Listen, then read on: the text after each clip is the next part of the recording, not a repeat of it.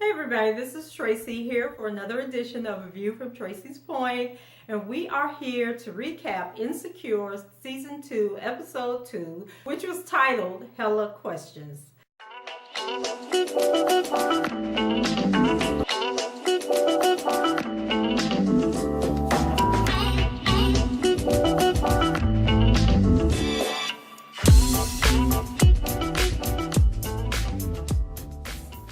I am so late doing this recap because I had decided not to do the recap. It was so hard for me to stay awake on Sunday night, and I thought the show came on at 9 o'clock and I was all set to watch it.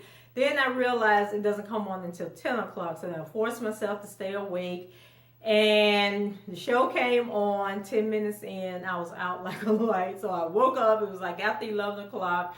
I said, okay, let me get up and watch this show. So got up, started watching it again, fell asleep again, and both times I woke up when they were at the end of the show and Lawrence and Tasha were standing out in the parking lot talking, and I was like, oh my God. And I said, you know what, the show wasn't that good, and that's why I kept falling asleep. But then today I was doing my notes for Being Mary Jane, and when I got to watching that, I said, oh, you know what, let me go ahead and watch Insecure and see if I feel a little different about it now that I am awake and kind of know what's going on around me and not falling asleep.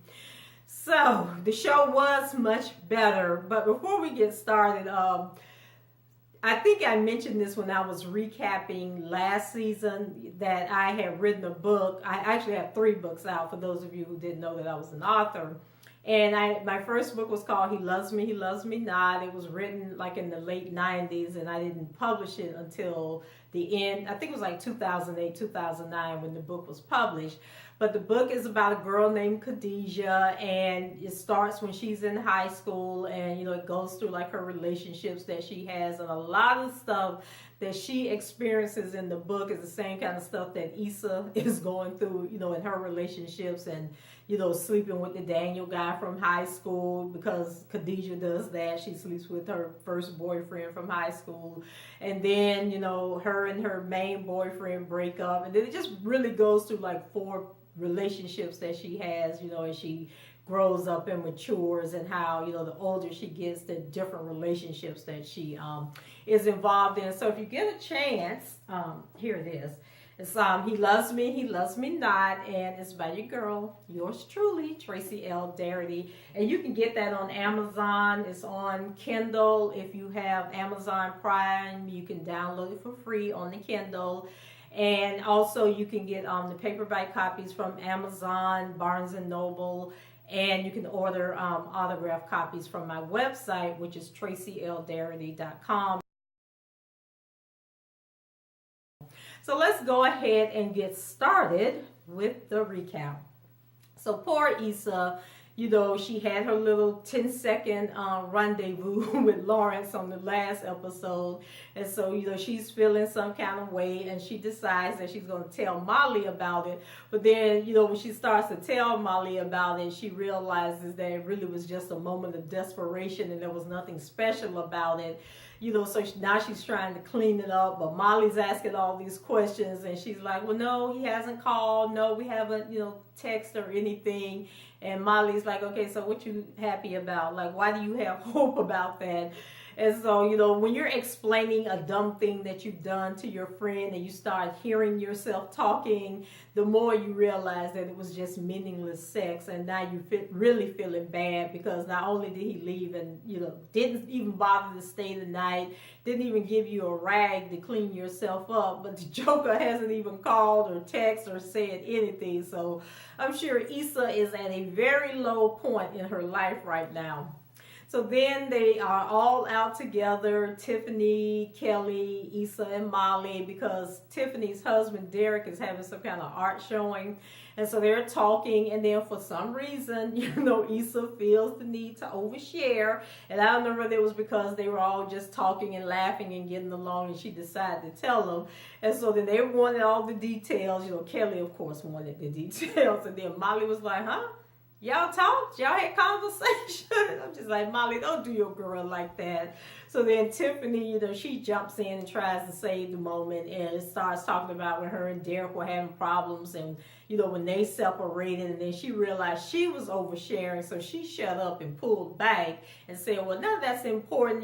What's important is that if y'all meant to be together, it'll work itself out and y'all get back together. So then Kelly, crazy behind, she's telling Issa, girl, you need to reclaim your time because you done gave Lawrence like 5-6 years. You stood behind him, you supported him, when the joker wasn't working, laying up on your couch, you were still trying to encourage him, so let him go and find you somebody new. And by the way, is he still dating that girl? So now Issa like, girl, what girl? He's dating somebody? So it took Molly all of 2 seconds to find Tasha's page on social media, and she's like passing it around. Oh, this is her, this is her. So Issa says she don't want to see it, but of course the seed has been planted, and it's time for I Spy Girlfriends edition because they about to hunt Tasha down and find out everything they can. And then it was like a scene where Issa was in the bathroom doing one of her little raps, and Molly came in, and I still can't figure out if Issa really be saying this stuff out loud or if in her head she be saying this stuff, but Molly came to check on her and she said she was okay. So now, when they get home, Issa is just stalking Tasha's pages, and like every 5 seconds she picking the phone up to see if Tasha done had any updates, if she got any, posting any pictures of her and Lawrence together or making any statuses that indicate they done went out together or did anything together. It is just like driving her crazy. And I thought it was funny, but I guess Tasha knows her place. Like when you're the, like the rebound chick, I think your boundaries. And so that's why she's not putting the information out there.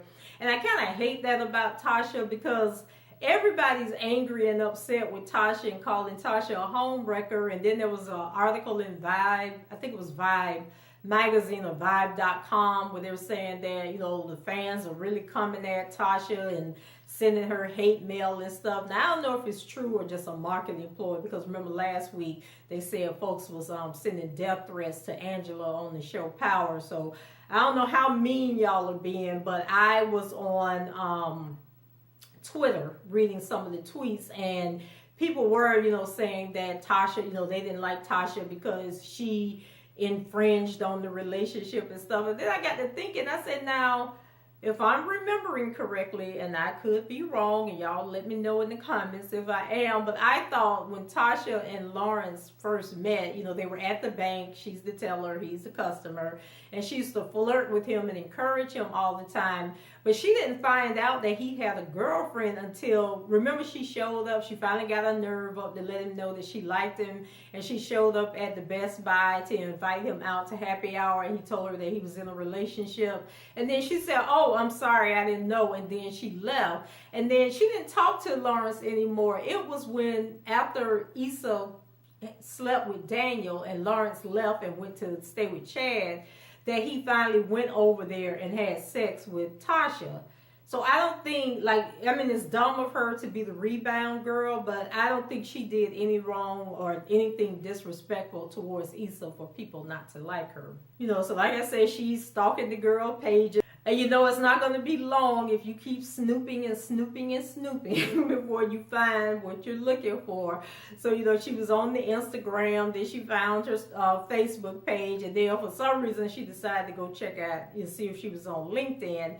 And so she goes to LinkedIn, and on the other pages, she all half naked, she in bikini, she in her panties and bras. I was like, why y'all doing Tasha like that? Just got her all ass out on social media like she's one of them, one of those girls, and I'm like, they didn't have to do Tasha like that. But anyway, that's the role they wanted to go. So when Issa found out that Tasha worked at the bank, and it was the bank that Lawrence banks at, she was really in her feelings and really in plotting mode. Like, okay, we got to figure something out. So I'm going to go to her job tomorrow and see if I can catch her. And, then she has one of them little fantasy scenes where she go into the bank and she's standing in Tasha's line, and Tasha's like, may I help you? And then she punched Tasha in the face. But of course, she was still in the car. She didn't bother to get out. So at the same time that Issa is stalking the girl's job, she done taught Molly into going to the office complex where Lawrence worked. So Molly out there walking all around the campus, getting food at the little food cart and everything, trying to, run into Lawrence. So then Lawrence finally shows up and they happen to bump into each other. And she's like, oh my God, you work here? I was upstairs, visiting one of my clients. And I'm just like, this is so typical. Like, this stuff really be happening. It really does happen. So then, Lawrence is looking at her like, oh, okay. So then they, how you doing? So then, he walks off and then she calls him back and says, oh, you know what, Lawrence, how have you been doing? Then she ease into, how is Issa? You missing Issa. So back over at Tasha's job, Miss Issa done, I think Tasha came out of the building and then Issa lets his seat back, and then while she's hiding from Tasha, then Molly calls to fill her in on what happened with Lawrence. And so, when you go looking for trouble, you find trouble, and it rarely turns out the way you want, because the news that Molly had was not the news that Issa wanted to hear. Lawrence said he's done, he's over it, and he's probably just saying that right now. I'm sure, somewhere down the road, he's going to give Issa another chance. But for the moment, he is pretty much done with Miss Issa. So then Issa, you just can't take no for an answer. Like when the dudes say, I don't want to be bothered with you anymore, we can never take that answer. Like, we always got to take it one step further. So here she is, knocking on Chad's door. Knock, knock, knock. So Chad comes to the door, and he is the typical guy friend. Because he's standing there leaning in that door, like, what the hell you doing here? Like, what do you want?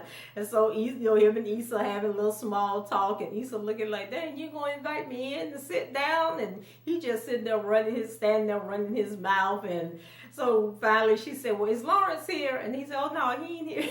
And I'm just like, dude, you knew Lawrence wasn't there from the beginning. Why didn't you say that and save her this humiliation?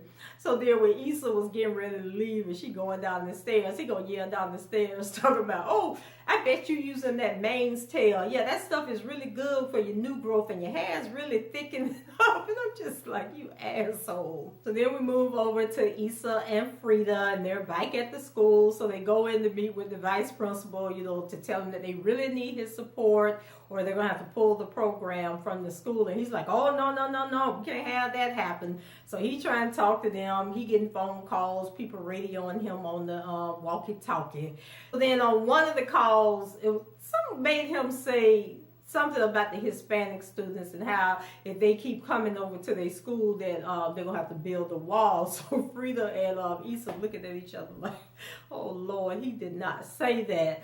So, Frida's all in her feelings, and, she just don't appreciate, him talking about these Hispanic kids like that. And I guess it's sort of like the reverse discrimination thing. Like, instead of it being white people talking about black people, it's showing how black people are doing it to another race of oppressed people. So, it highlights how, we joke about things amongst each other and we take it differently than how other people. So we're sitting there laughing, at the jokes that he's making about the Hispanic students, but it's really no different than when white people get together and they're making jokes about black people.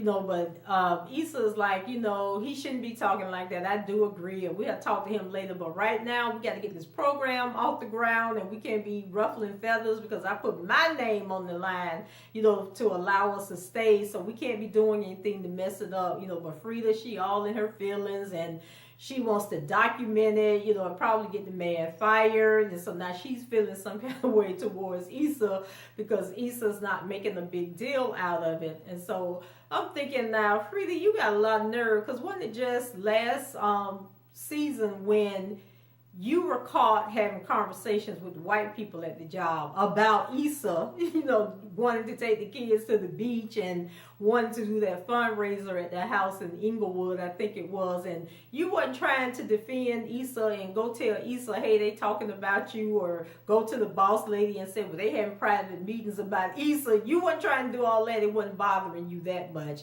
But now that it's somebody else doing it, now you want to be indignant and have a problem with it. And so then she was telling Issa, I think it was the following day, that she was so upset by, the comment that the guy made that she couldn't sleep the night before. So she decided that she was going to watch the documentary 13, and it was so powerful that she went on Twitter and sent Ava DuVernay a tweet about the show, and that Ava tweeted her back, and just how I guess that just made her feel so much better, and it empowered her to take a stand against this racist comments that this black man is having against these Hispanic kids. So, that scene ended with Issa basically telling her, girl, chill out, it ain't that serious. And so the girl got mad and walked off.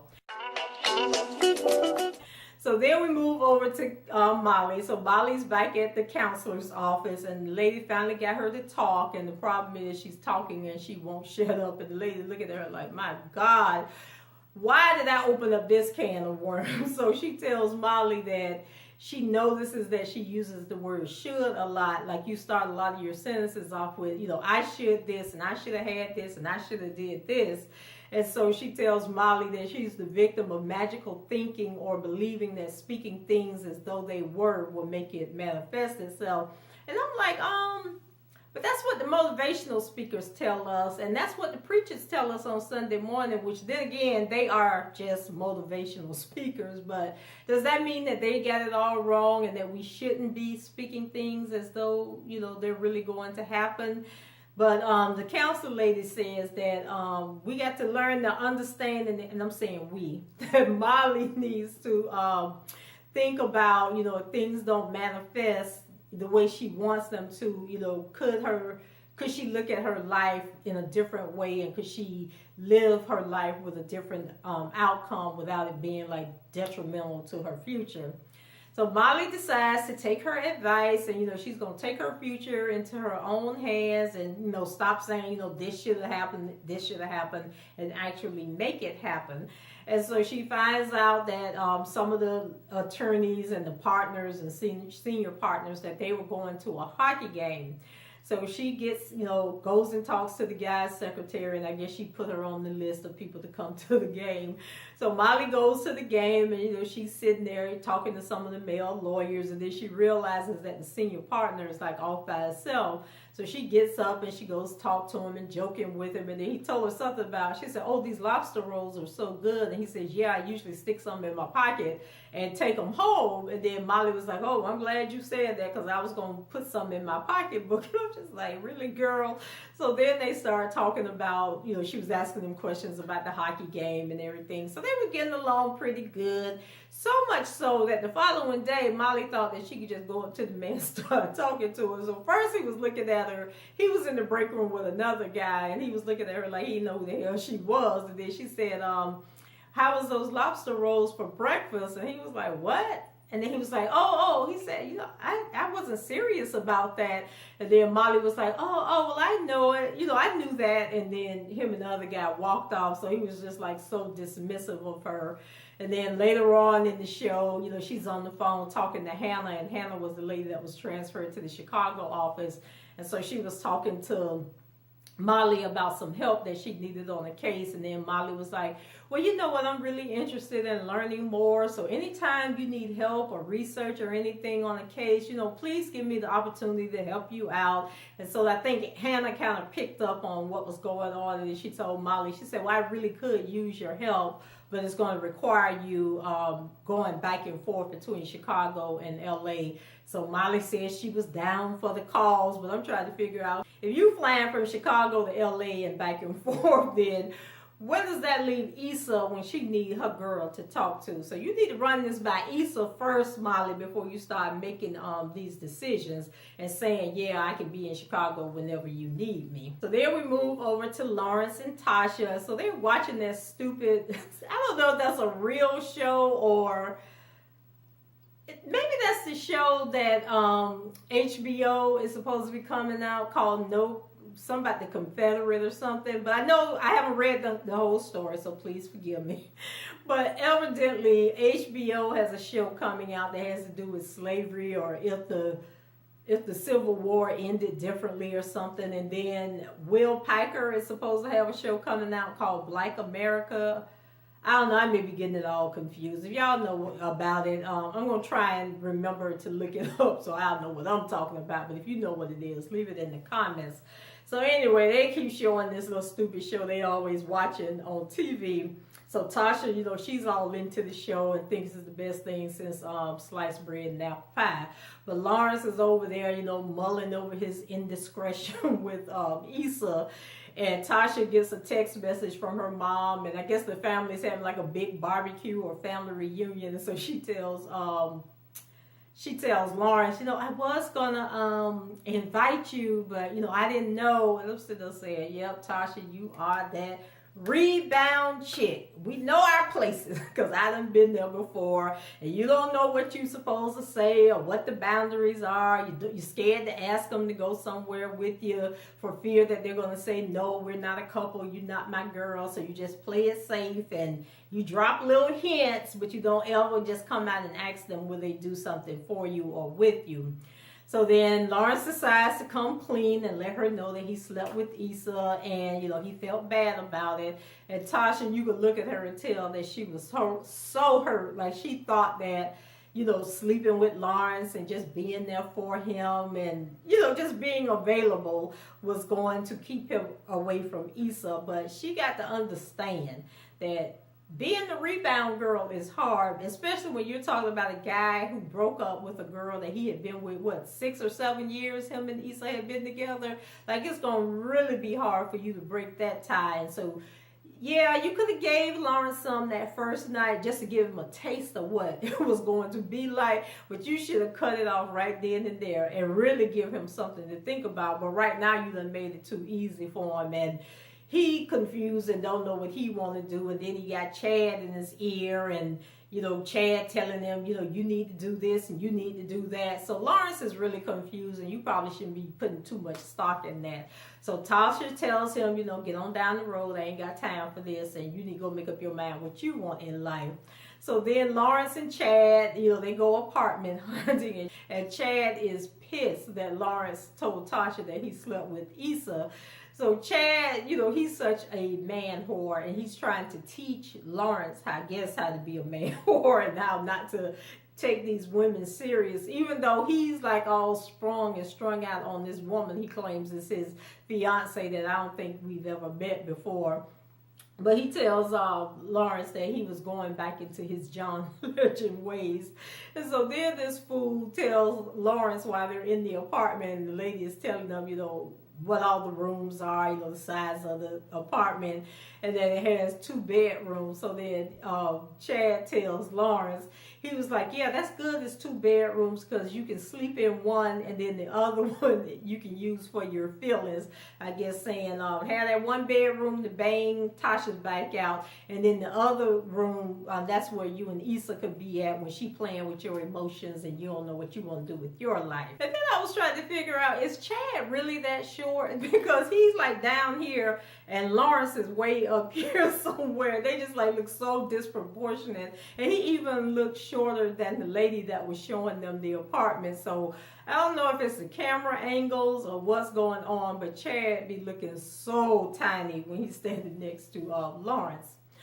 So the show ends with Lawrence breaking down and going back to Tasha's apartment to apologize. And I don't know if he was like waiting outside for Tasha to come in or how they ended up out there in the parking lot of her apartment complex. But they're talking, and Tasha, you know, she was trying to stand firm and hold her ground and, you know, tell Lawrence, you know, go on back to your woman if that's what you want. But then Lawrence, you know, he held his head down and started to walk off. You know, he's sorry he bothered her, so she's looking at him walk away. And he played it like a fiddle, because then she gonna say, well, I'm cooking. You want something to eat? Are you hungry? And like somebody on Twitter said, of course he's hungry. He's homeless. Like he can get a meal wherever he can get a meal. So, you know, that was translation for, you know, I forgive you and we can give this another shot. So, you know, Lawrence, he goes on upstairs with Tasha, and I'm just sitting there saying, Tasha, you are setting yourself up for heartbreak and heartache. But we're going to see how this work out for you, girl. So the show ends with Issa, and she's home alone, you know, getting ready for bed. And then she picks up her phone, and I'm thinking, girl, are you still stalking this woman's page? But she was on that dating app, and she was replying back to some guy. So I was like, oh man, you know, guy always have somebody immediately, and then we be stuck there sulking and alone and trying to be faithful and trying to hold out with all hope that he's going to come to his senses and come home. So we'll see how this whole situation works out for Lawrence and Miss Issa. And maybe Tasha will find her man and going off in the sunset too. But anyway, guys, thanks for watching the recap. Remember to check out my book, He Loves Me, He Loves Me Not. I'll put the information below in the description if you want to check it out.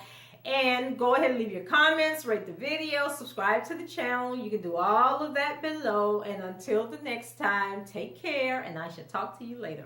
Bye-bye.